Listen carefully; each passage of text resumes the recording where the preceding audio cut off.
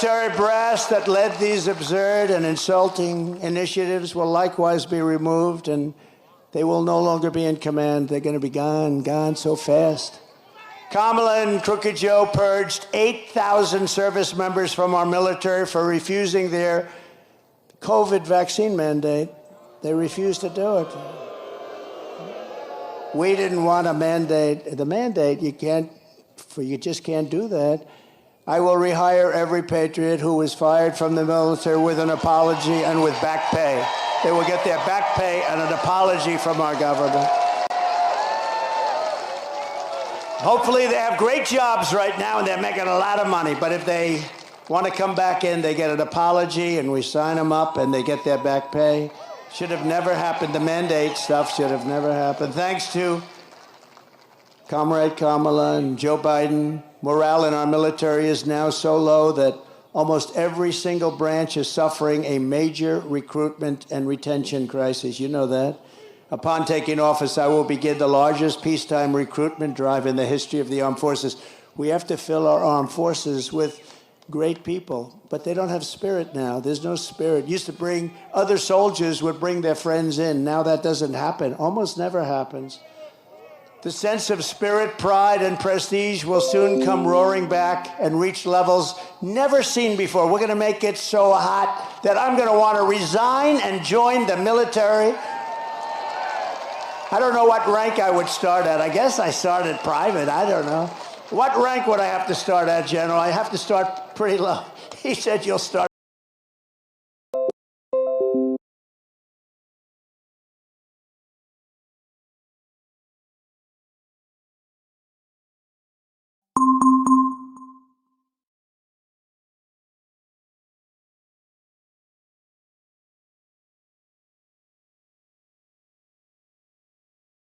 Ammunition at the time with the United States of America. You know why? We gave it all up to Ukraine and various other places. We gave them everything. Empty our warehouses of all of our ammunition. Let's give it to people free of charge. Free of charge. Cost billions. Free of charge. Everything's always free of charge. So after years of horrific depletion with the comrade sending our missiles and airplanes, ammunition to other countries, I will make a historic investment in rebuilding the U.S. Armed Forces. I did that once before, but I have to do it again because they've depleted it, just like they've depleted the strategic oil reserves. You know, we have the strategic, in all due respect, it's not for filling up your car so that you have 4 cents a gallon less and that you vote for Crooked Joe. It's not meant for that. It's meant for war. It's meant for tragedy. It's meant for real stuff. It's at the lowest point today in its history. We almost have nothing left. And we had it at a level that was such a beautiful thing to see. We will increase funding, but at the same time, the days of blank checks for the weapon systems over the past are over. I tell you what we will build, though. We're going to build a great iron dome over our country so that we don't have to get hit. We give it to other countries. We help Israel and other countries. And Ronald Reagan wanted it many years ago, as you know, but we didn't really have the technology then. He was right, but we didn't have the right technology. Today we have unbelievable technology. And, you know, we have other countries that have it. This country should have it. And we're going to make it right here, and we're going to make it in other of our great places.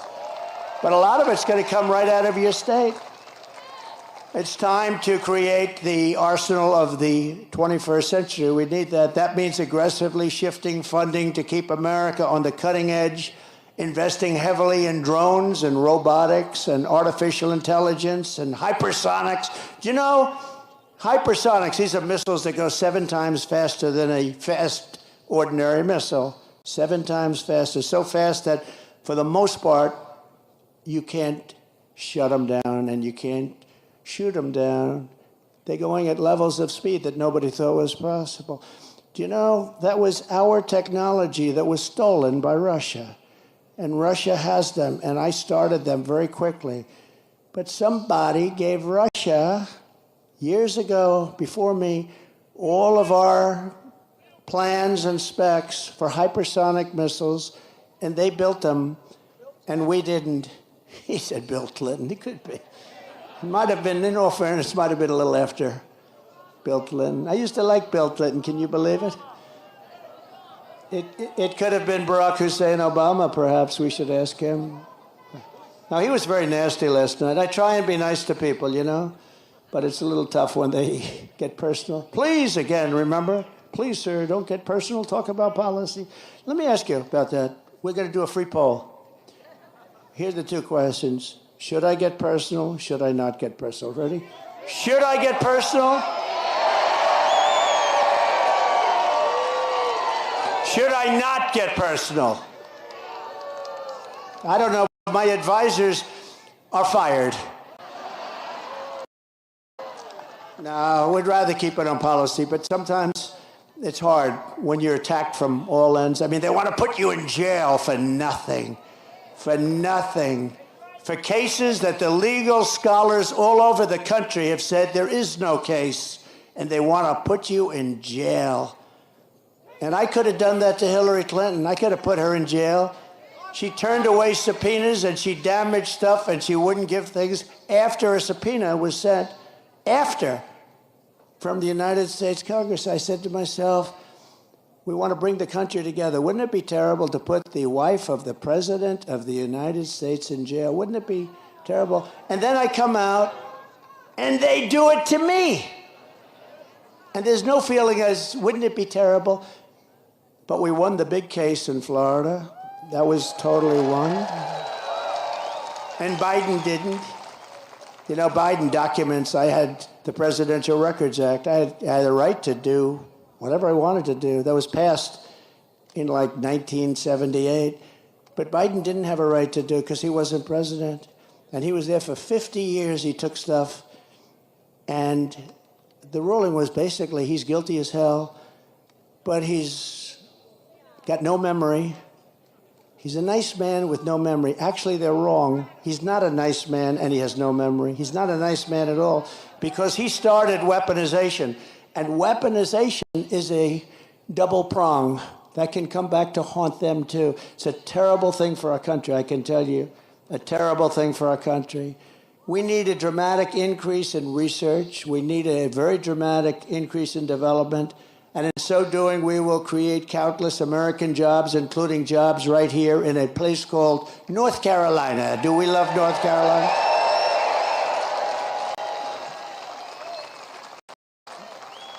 Laura Trump is from North Carolina. She named her daughter Carolina, the wife of Eric. I now say that he's the husband of Laura. We changed it. He's great. He's great, and it's a great couple, but she loves this place. She just loves it. She's here all the time. And, you know, she comes and we love her too. She's amazing. She's got a great talent, and she, along with Michael Watley, are running the Republican National Committee and doing a great job. You know, a lot of times when you do that, they'll say, oh, family. Let me say, this is not a job that this is a tough job. And our primary focus is not to get out the vote. It's to make sure they don't cheat.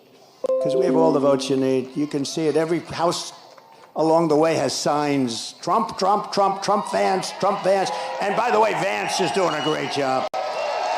Vance is doing a great job. Look at that beautiful red Vance. No, but these signs are all over the place. I see it everywhere, no matter where. In Florida, they're all over.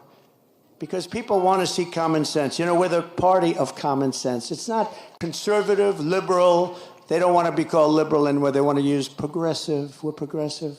Progressive. I think liberal is more appropriate. Progressive is such a beautiful word, right? You know, it's progressive. Progressive means go forward. They don't go forward. They go backward. As we rapidly rebuild American deterrence, we will quickly restore peace and stability in our country, but all over the world. We'll make our country a much safer place. We're in grave danger of a war, a third world war, I tell you.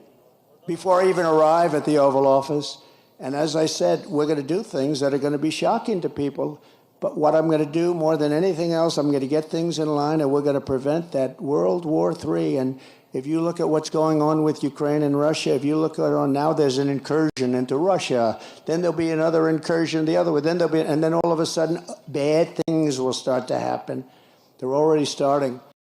By contrast, if Comrade Kamala wins this November. World War III is virtually guaranteed to happen. Everything she touches, she destroys. Everything that she's touched, you look at her life. She was district attorney in San Francisco. The place went to hell. It's the best city in the world, probably 15, 18 years ago, 20 years ago. Maybe in the whole world, it was one of the best cities in the world. Then she becomes the Attorney General of the state of California. That place went to hell. It was helped by Gavin Newsom.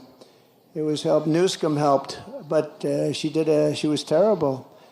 And it's crime-ridden, and you can't walk down the sidewalk anymore. It's just unbelievable what's happened to that state. So sad. Best weather, beautiful ocean, everything is good, but they've just let it go to hell. And she's going to do the same thing to the United States. And when she says, I'll let you frack, her whole career she said no frack, in Pennsylvania in particular. No, because they get tremendous wealth from fracking. They're going to be stopped, 100% they're going to be stopped. She just changed her view a few months ago. You got to see, she ran against Biden. There were 22 people running. She was the first to leave. She quit because she went down like that. And she was the first one out. She never made it to the first state in the primary. She never made it to Iowa. Never made it to Iowa. She didn't get one vote. And she still hasn't gotten one vote. And she won't have one vote. Think of it. Biden, I'm not a fan of Biden. I think he was terrible. A terrible president. What he did to our country, you look at him with the planes and the stairs and the falling all over the place, and he had no idea what the hell was happening. He couldn't find his way off a stage. A stair here, stair there, stair. I got stairs all over the place. He'd finish his speech. I'd look around. Where am I? His speeches lasted. The nice part, it was good in the hot sun because they lasted for about 2 minutes and you could go home. But nobody would come anyway. But we can't let her. She's much worse than him, actually, because she's actually more radical. He never believed it. He just did it for votes. I don't know why you'd get votes by having open borders. She wants open borders. If she became president in 4 years, she'd have 60 to 70 million people from all over the world. And it's not just South America. And remember, they're releasing them from their jails and their prisons. They're coming out of jails and prisons and mental institutions and insane asylums. Then we have hundreds and probably thousands of terrorists that have come into our country. We probably have a few here. Welcome. But we probably have a few here. And she's all for it. And now she's saying, and you see what she's saying, well, the wall was largely built. We were adding space onto the wall.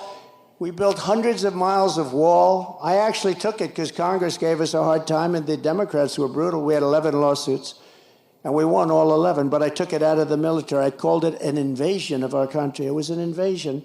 And we built hundreds of miles of wall. And then I was going to do 200 extra. We ordered it. It was there. And we had that rotten, horrible election where we did much better than we did the first time. And bad things happened, and all of a sudden, I hear that they want to have open borders.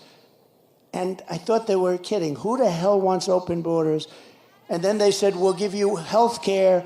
Now they're saying all about how they're getting tough on the borders and how they were tough, except they have a couple of problems. Do you know that we flew in 1 million people, airplanes, over the top of the border, beautiful airplanes.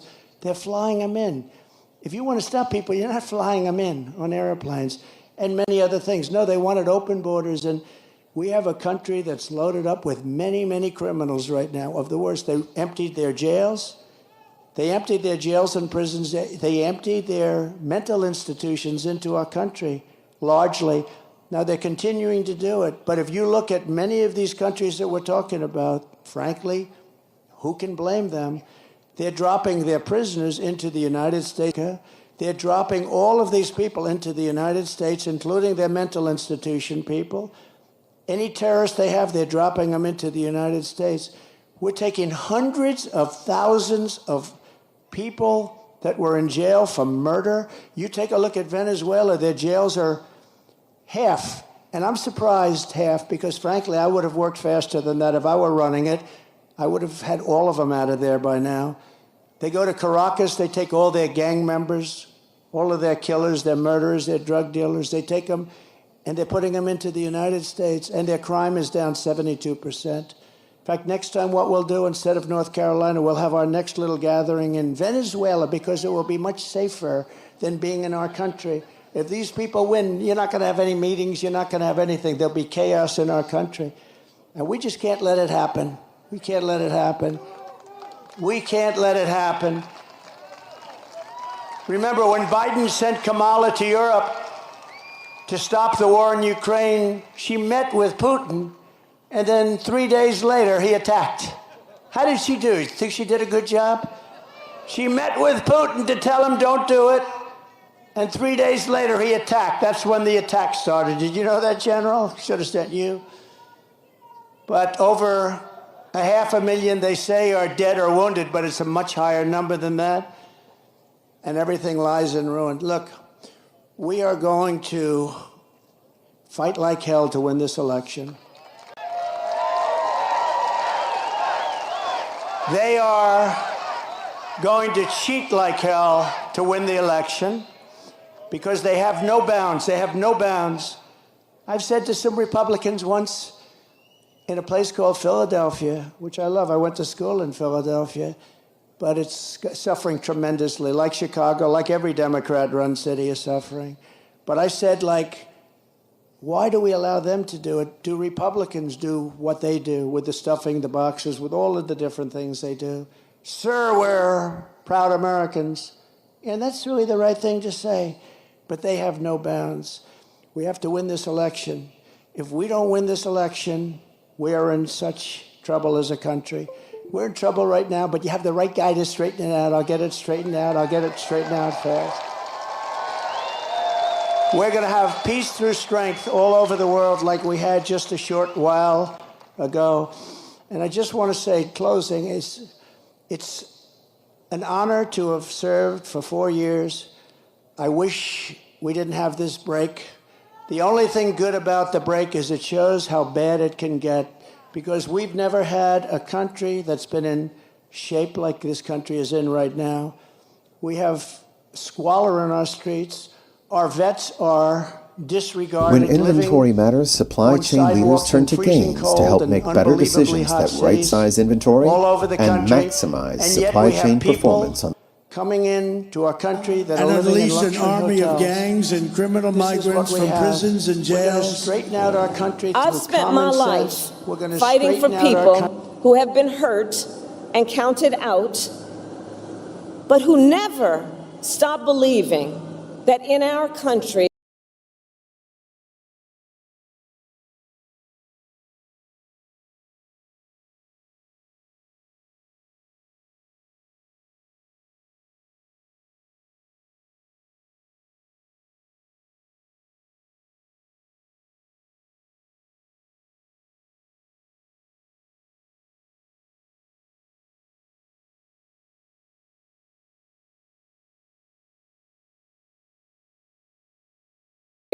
anything is possible. The Harris and Trump campaigners have spent heavily on the 7th battleground states, which will decide who will become the next president of the United States. According to opinion polls, the swing states are now on a knife edge, with the two locked in a neck-and-neck fight. What happens if neither candidate is able to reach the majority of 270 electoral votes? This deadlock would trigger a contingent election in which the House of Representatives select the president on January 6th. The last contingent election took place in 1824. If Trump wins, it would mark the first time in over a century that a president has served 2 non-consecutive terms. And if Harris wins, she would become the first female US president. Either way, America is set to create history. With Geeta Mohan, Bureau Report, India Today. Let's kickstart our political stock exchange for the US elections. I'm joined on this broadcast by Michael Kugelman, Director of the South Asia Institute at the Wilson Center, Catherine Hadder is at the Center for Strategic and International Studies. We've got Daniel Brooke from Foreign Affairs. I'll be joined by other guests during this broadcast as well. What I want to show you is just the extent to which America seems divided at this time. Looked at by demography and looked at by gender, America seems wildly split between Donald Trump and Kamala Harris. I'll start with women who overwhelmingly, on account of issues like abortion, reproductive rights, seem to be leaning towards Kamala Harris. According to the NBC News' national poll, the last poll that came out, Kamala Harris has a 16-point advantage over Donald Trump. 57% women in the poll saying they're voting for Kamala Harris, 41% saying they're voting for Donald Trump. So big lead there for Kamala Harris amongst women who are, in terms of registered voters, a bigger chunk of the American population than men are. The moment we switch to men and look at voting preferences amongst men, this is where the Kamala Harris campaign seems to be running behind the Trump campaign, because here there is an 18-point lead that Donald Trump has. 58% of the men polled by NBC say that they're going to vote for Donald Trump. 40% saying they will vote for Kamala Harris. So if this was just men, Donald Trump would be winning and winning easy. If this was just about women, Kamala Harris would be winning and winning easily. We do a lot of this in India as well, and very rarely is the difference as stark. The gap in terms of voting preferences between men and women, very rarely quite as stark. I want to go across to our first guest. I'll start with Catherine Hadder at the Center for Strategic and International Studies. Usually, pollsters have a good sense, as do commentators, about who seems to be in front. This is one of those elections where everyone just says, let's just sit back and watch what happens. It's really about who can bring voters out on polling day. From what you're seeing around you, which campaign do you think is looking stronger this morning? Well, first of all, thank you for having me, and it's a pleasure to be here. I think polling as a science, as you alluded to in the beginning, is sort of having a moment, and that it's becoming harder and harder to get accurate polls. I think you found that in India in your last election, and we're certainly finding it here. So I don't know. I think what you get from the polls depends on which polls you read a lot of the time. Personally, when it's this close, I think it'll be not only who comes out to vote, who's registered, who comes out to vote, but where they come out to vote. And we're really down to 7 swing states. And within those states, there are certain swing districts. So I think the closeness of the race is all going to depend on those districts and who comes out there. Rohit Sharma joins us from Washington. This is, Rohit, really about every constituency, every county, every state, every voter mattering, because it's every little vote that in the end will determine who wins or loses this big presidential election. Absolutely, Raul. I mean, we talk about polls, and we've also talked about how close this election is. People are comparing this to the election in the 60s when Kennedy was fighting elections. And look, everybody in America is basically watching what happens tonight. Will America go back to Donald Trump? Will they go back to Kamala? Will they choose Kamala Harris? But importantly, these swing states and these small counties in these swing states will determine who gets to the White House. I mean, you talk about counties, or you're talking about areas around Pittsburgh. You're talking about areas around Philadelphia, Allentown. You're talking about Maricopa County in Arizona. You're talking about the Wake County in North Carolina. These counties hold the key on who goes to the White House. And by the looks of it, it's very close. You talked about the numbers about, how there's a separation between women and men voters who are voting in stark comparison to what they have in the past. Also, the fact that, Raul, if 10 years ago somebody would have said that Donald Trump would be on stage with Muslim Americans, with Arab Americans, trying to appeal to Hindu Americans, trying to appeal to Latinos and black men, nobody would have bought it. It is that close of an election where Donald Trump is getting out there. He's putting himself out there, trying to build this coalition because he knows this election is very close. And Kamala Harris, on the other hand, she's definitely lost some lead among, the voters, Latino voters and men voters and all that. But she is hoping, and her campaign, when I spoke to them this morning, said they're hoping that women will come out and vote in all those counties that I talked about. The young women, the people who've registered in those colleges, young women in those colleges, in some state like North Carolina, they're actually banking that those women will come out and vote for Kamala Harris so she can win this election. We might not know. We could even get to a 269 scenario if the poll is that close. But as of right now, I think America is very excited to take part in this all-consequential election. Let me not hold you back. We'll come back to you for more later.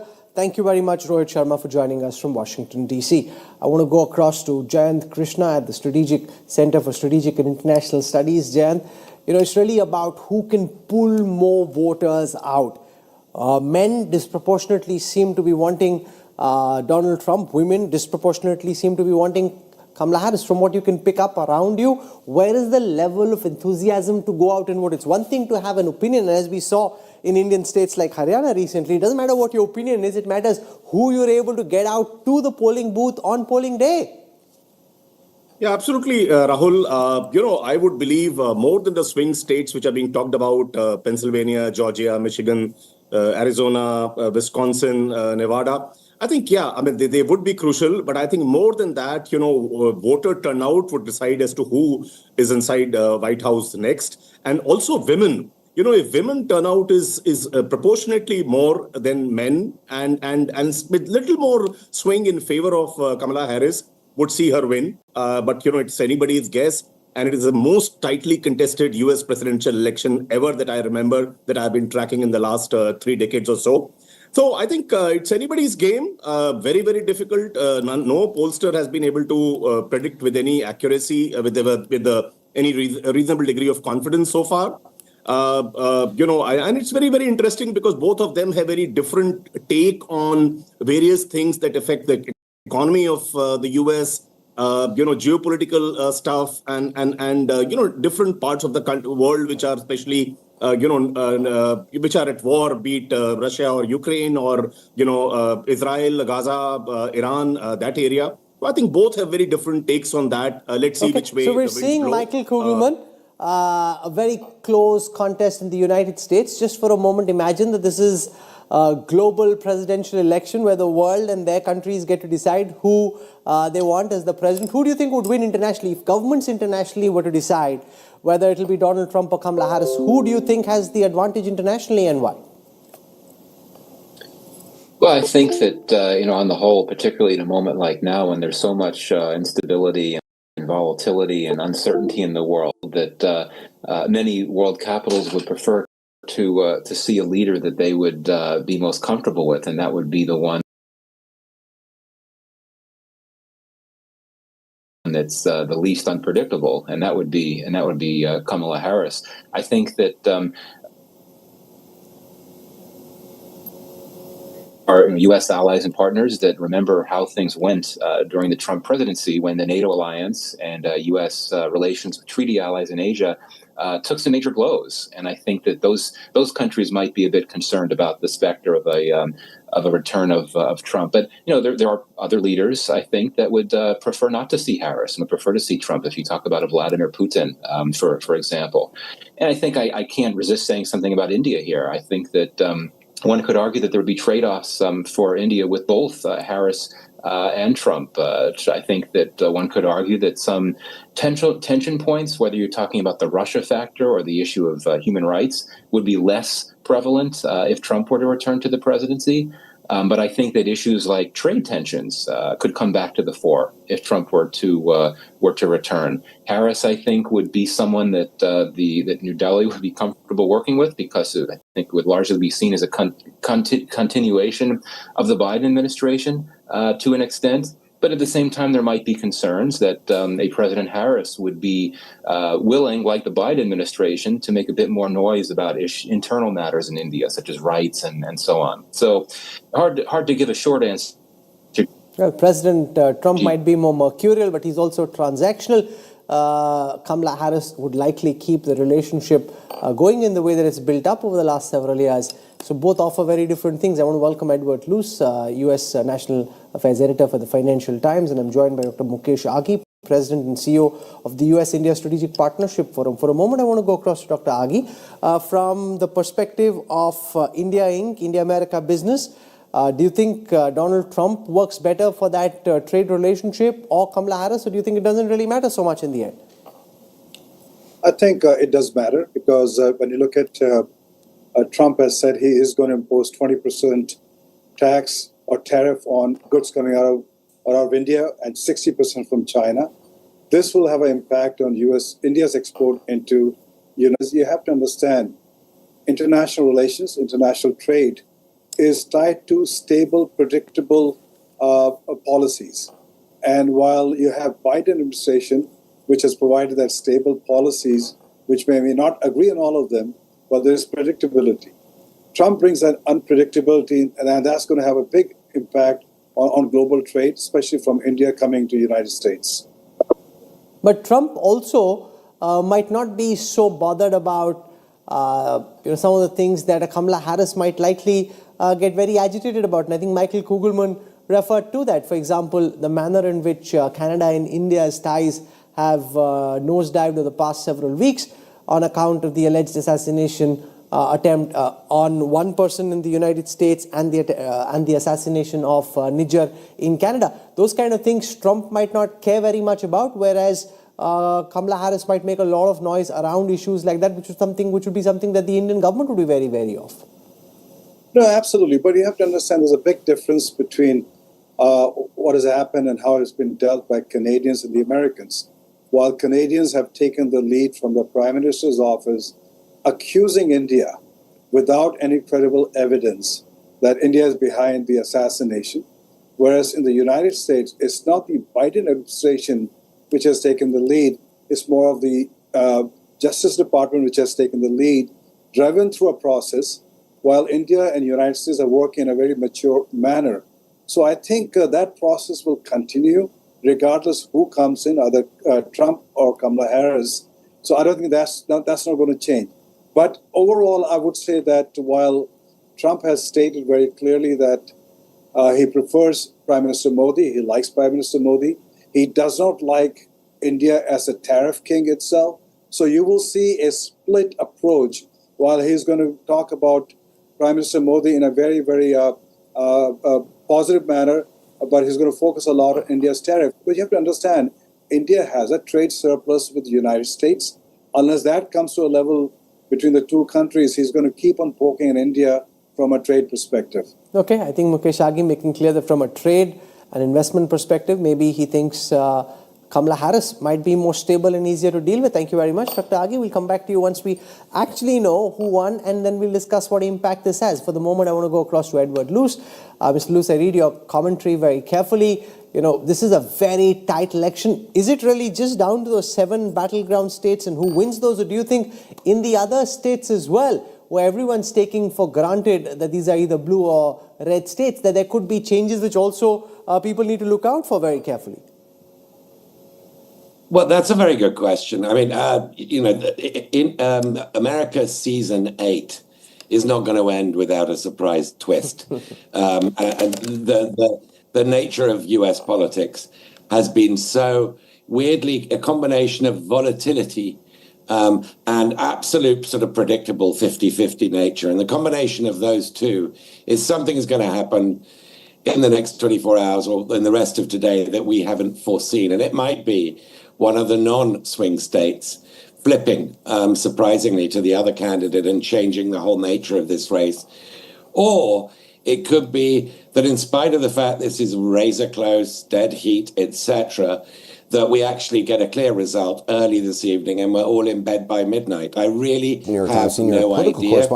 And anybody who does have an idea is bluffing. She joins me now. Sure. One of the things the Harris campaign seems to be betting on is a stronger ground game. How confident they've outspent the Trump campaign by far. They claim that they've got the maximum number of volunteers on the ground, going knocking on doors, getting urging voters to go out and cast their votes. Do you think that makes much of a difference? Do you think, given the level of polarization, voters will decide one way or the other what they want to do, and it doesn't really matter how strong your ground game is? I think ground game always matters because this is not an election of swing voters.